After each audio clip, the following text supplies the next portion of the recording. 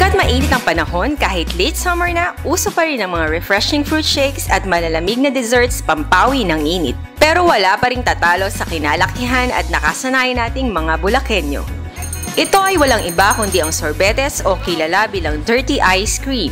Mapabata man o matanda, patok pa rin ito sa panlasa. Ano nga ba ang sikreto ng sarap nito? Dito sa Masyong Ice Cream sa Bustos, Bulacan, malalaman kung paano nga ba ginagawa ang dirty ice cream. Masyong Ice Cream po. Yun po ang naging seller dito, naging nailala dito sa bayan ng Bustos, at hindi lang po doon.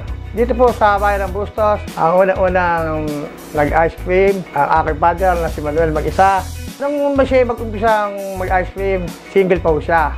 Iba't ibang flavors ng ice cream ang ino-offer ng Masyong na tiyak hindi ninyo pagsasawaan. Ang ipinagmamalaki ng Masyong Ice Cream ay ang bestseller nilang Special Gata. Gawa ito sa kakang gata. Para sa paggawa ng ice cream, lusawin ang cassava powder sa tubig, saka ihalo ang mainit na tubig. Haluin lang ito hanggang sa lumapot. Isunod na ang kakang gata, skim milk, asukal, at all-purpose cream. Saka ilagay ito sa ice cream maker ng 2 oras.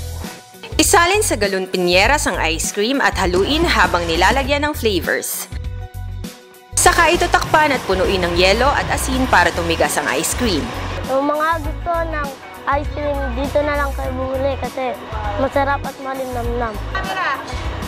Sa mga bata na gustong bumili ng ice cream, dito na kayo bumili sa Masyong Ice Cream.